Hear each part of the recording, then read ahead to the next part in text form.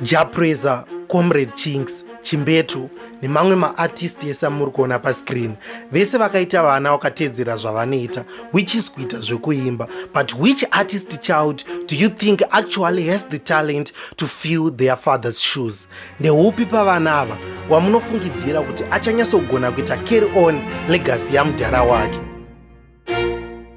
First artist watiri kutanga naye ndi Brown. Kune vasiri kuziva Brown kana kuti vakuita wekufungidzira, iyi ndo song yaakamboita. Brown was a talented artist, music writer, guitarist who passed away in 2012. Akashaya muna 2012 and Brown akatanga kutrenda kubva kuma 1988 zvichikwira kuzoenda ikoko ku2012 kwaakashaya. And Brown akashaya achinyatsobika music yakapenga, aimbova futi nema English songs akapenga. And mwana wa Brown ndi Ammara Brown. And Ammara Brown, mese I'm sure munhu wese ari kuona video rinono anoziva Ammara Brown. And Ammara Brown munyatsoziva kuti ane breakthrough hit rake riya rakamboita, hatingati breakthrough hit, tongoti one of my breakthrough hit ega akaita like Ammara Brown didn't stop there. Ammara Brown akamborova futi ngoma namukoma Prayzah.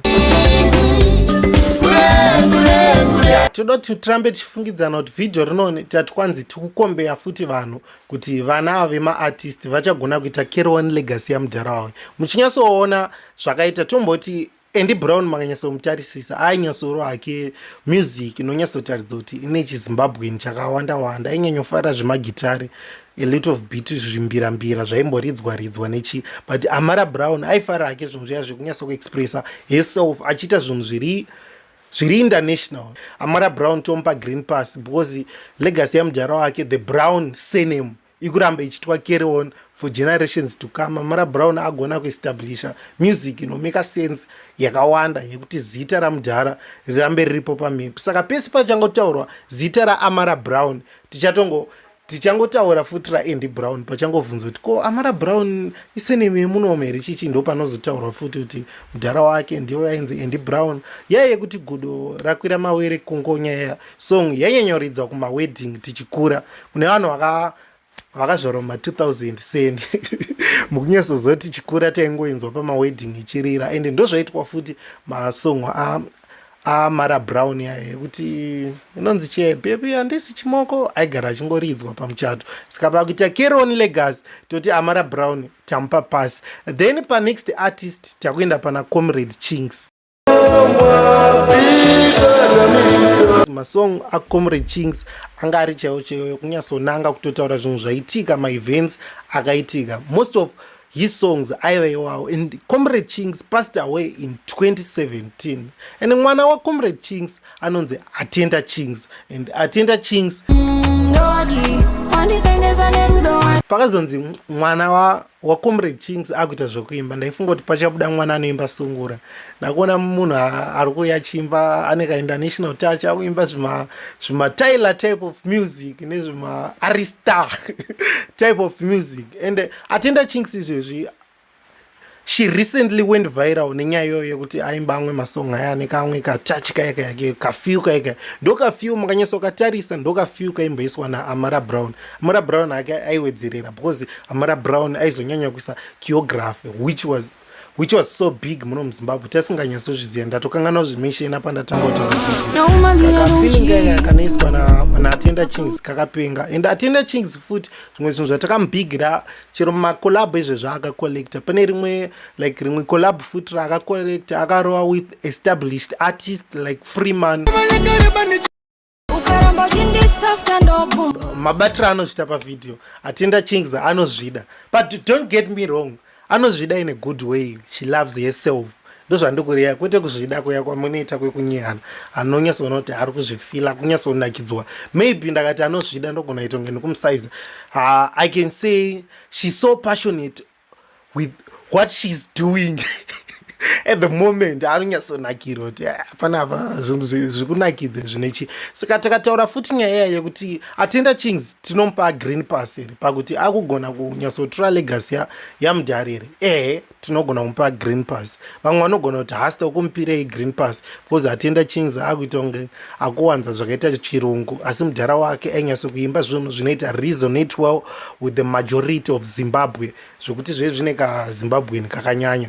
Tinomuita kuti ari kusimudza legacy because surname iripo futi pana Atenda Chinx, surname ingoripo yamudhara wake. Saka pakazongo Atenda Chinx chero akazonzi avhura hombe kunze uko aimba kana nana Tyler wana Coco Chanel. Our next artist is Prayzah. Hambodi my introduction. Ndini ngatoda hangu my introduction. So as a person with a higher IQ, they can say this opportunity ndonze hasta and I'm a professional YouTuber. Kune vanhu vasino subscribe pana pa channel. I highly encourage you to subscribe to this YouTube channel because the channel inoni ndo yakapenga muno muZimbabwe. Saka guys, musakangano baya chibhera ichi. Tochidzoka kunyaya Prayzah. Prayzah hana song inobhoa. Mwana wake anonzi Mtukudzi Junior Mukombe, and Mtukudzi Junior. And after the release of this song, people had mixed feelings. Vanhu vanga vasinganyatsoziva. Vamwe vanhu ndo vaiti mufano yakapenga atodza baba wake mungona confidence munhu aijamba jamba rovai ngoma tedhi musoro hatigerwi chichi. Vanhu vakatomubhiga vati akamufana aka kanogona hone kueji yake munhu akunyatsokuimba wakadai so ende anyatsooneka kuti aiva neflow rakanaka mufano but chinyatsotaridza kuti future iripo. But on the other hand, some people vaiti kwanzi mufana uyu ngaite zvemabhuku kwanza haanyatsogona chichi. Ndofunga inyaya yekuti vanhu vanga vajaira mudhara wake kuti mudhara wake anodzvowa saka vaifungidzira kuti mwana uyu anofanira kudzvowa kunge zvinoita kangwere diki zvaizvo kuti anoimba chiti rovai ngoma tedhi. Ndo zvinhu zvaifunga vamwe vanhu. That's why vaiti kwanzi Mtukudzi Junior haagoni. But ini ndakatoona kunge vamwe vanhu vakangomhanyirawo kumushora. But pane imwe live performance yangu yandakaona yemufana uyu Mtukudzi Junior yaakaita pasina kuti isong yemustudio kana kuti chimbozvionera imega pakanyatsobuda raw voice rake. Mwana ngudebe handina kuzarudza tinda kubereka pamwe vachitoudzana kuti mvura ikauya mepo ikauya usapinda mumba mune shato unorumwa. Manyatsozvinzwira kuti mufana uyu akatopingawo paeji yake yakapenga. Ure takatarisa mufana uyu maanswers ari 2. Tinogona kuti mufana uyu tikumupa green card nekusamupa green pass riyari ndakuti green card. Green pass tinogona pakumupa pakuti paeji yake haari kunyatsotadza kuti akudisplaya confidence yakapenga plus achiri mwana mudiki. Imoda kuti mwana abhese kana kuti mwana aite sei achiri mwana mudiki saka togona kumupa green pass. Confidence yake dziri made up for the stage. At a very young age ainyatsoona mudhara wese achiita zvokuimba saka machances achiripo but patinomunyima green card se example yandakupa chingwere chidiki cheche but tinozama kuita zvekubhesa zvezvo zvokuti wada saka mufana uyu haasi kumboisa effort iyo yekuita akakubhesa ari kuimba kunge zvimwe zvawapfana hongu mufana hatingatarisira kuti mufana abhesa. Vanhu vanogona kundisa muvhidhio rinoti kwewe hasta bhesi unaro here but oda kuti mufana uyu aite bhesi but ndo zvazviri. Ndosaka yana mavhidhio achinzi for critical analysis tiri kungotaura kuti anogona uchipa asinawo hazviroti kana mudhara ane chipo kana kuti mufana uyu anogona ane chipo but agara akaseterwa chikero chihombe naJaprayzah. Prayzah muhombesa saka chikero chacho chonetsa. Saka speaking of vanhu vakaseterwa zvikero, next artist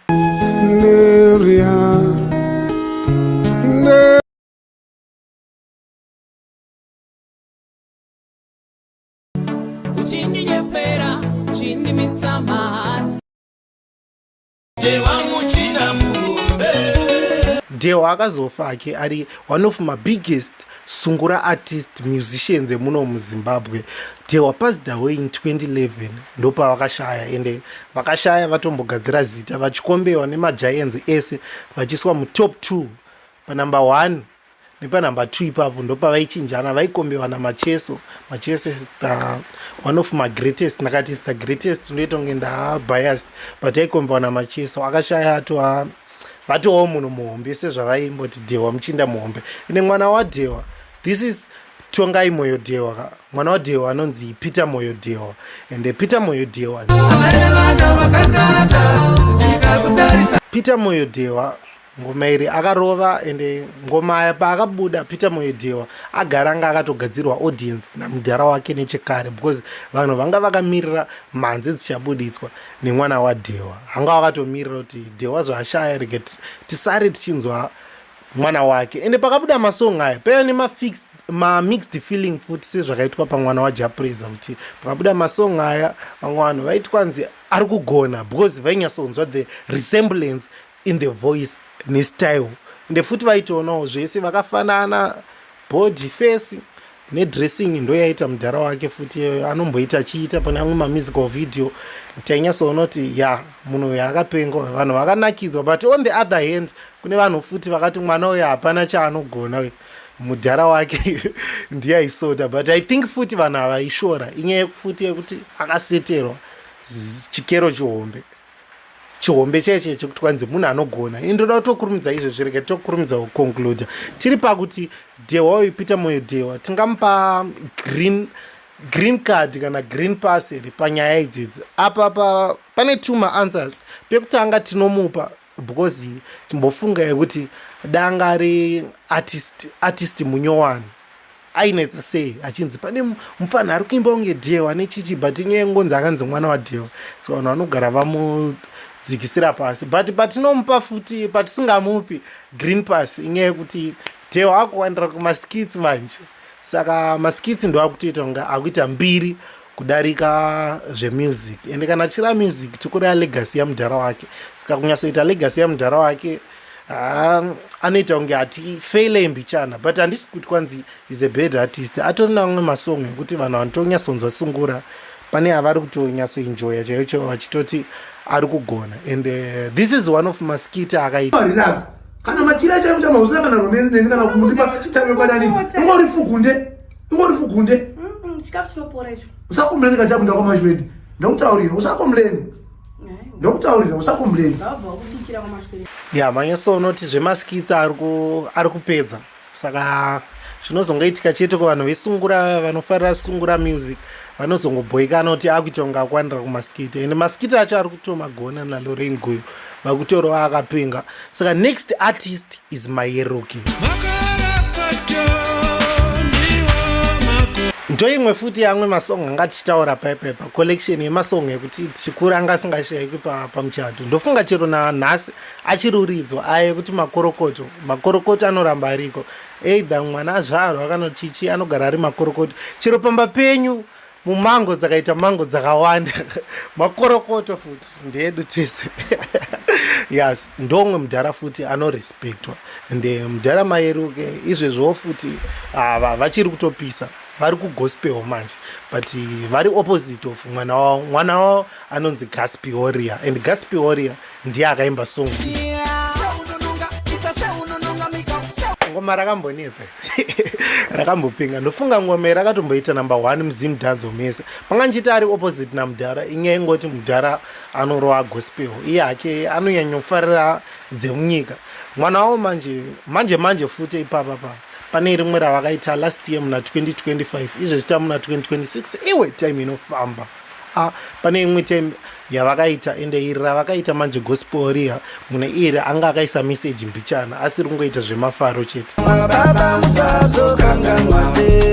Saka tiri kuenda kuquestion yaya yekuti Guspy warrior ari kunyatsokutora legacy yamudhara achiendesa pamusoro. Pane two maanswers futi. The first answer yekuti kwanza asukisa legacy pamusoro yamudhara inyaya yekungoti anozowandira dzemunyika. Guspy warrior anonyanya kufarira hake dzemunyika mudhara wake anofarira gospel. And Guspy warrior anoshandisa seneme yekuti warrior haashandisi yekuti Mayeruke dai shandise yekuti Mayeruke to nyaya yelegacy yaya inobva yanyatsokuita kuti seneme yavo inoramba ichienda kumberi. Saka warrior maseneme ekunze kana makumfu warriors then pandozoti akuendesawo legacy inyaya yekuti kwanzi potential iripo. Takutaura futi zvepotential yekuti ari kuimba gospel ichiripo. Mayeruke ari talented ndopandi kuti legacy no ichiripo mukano wekuti ende kumberi because agara ari talented. Musafunga kuti aye munyika ndo ega masong akaita, atori namwe masong akatopenga akadzikama aneka international vibe kaya. If I tell you that I love you, you're gonna tell me it's a lie. And our next artist is Chimbetu. Pama legends futi atataura in this video. Chimbetu is one of them. Chimbetu wakashaya muna 2005 and imwe yemasong avo yaizikanwa ndeiyi. Aya munyaso not ma legends masong aya mugona mamusingaziye henyu Chimbetu vakawanda venyu but masong aya motomaziya chete kuti akazongoramba achiridzwa pama radio station nekuzBC zvinyasotadza kuti pane message yakawandisa pamangoma ayo. Mwana wa Chimbetu anonzi Sulumani Chimbetu ende Sulumani Chimbetu vakawanda venyu munoziya nekuda kwesong iyi. It's so difficult to differentiate between baba vake naye because munyasonzwa masimilarity muzvinhu zvakawanda muvoice matauriro mafambiro avo nemamiriro avo zvese ndo vamwe vanga nchitaura vakanyatsofanana nababa wavo. And one of amwe masong futi atakashamisika nawo ndeyekuti kwanzi Sulumani Chimbetu akarova ngoma naJalavu. Iri ngoma ranga tisinambofungira because hatingazoti munhu wesungura aizoimba nemunhu wezimudhanzi. Zvichira futi kuti Jalavu anga akapenga futi but pavideo rino ndikutaura about Sulumani Chimbetu. Asi Sulumani Chimbetu ndofunga ndiye akaita come up with idea iyoyo kuti ngatipinze Jalavu. But handisi kunyasa hanguziva kuti Prayzah Jalavu ndiye akaapproach Sulumani but zvongotadza kuti akapenga. Saka tiri panyaya yekupa futi green pass ava manje ava vane automatic green pass yaye kuti tatogara tangowapa iri automatically hapana zvoda kunyanyofungiwa. Munyaso kuona kuti Sulumani Chimbetu na Chimbetu zvongoita kunge chinhu hwano. And guys muno muvideo chindudzei pavanhu vese maartist esandataurawo kuti ndevapi vamofunga kuti ava vachagona kunyatsokuita carry on the legacy kana kuti vamofunga kuti handina kutaura kuti vachaita carry on the legacy but vane potential. Ende futi takamirira zvinhu zvese zvamunofunga zvinyore mucomment section tichareplya macomments ese. Thank you for watching. This is Hasta, the professional YouTuber. Hasta TV ndofunga iwe.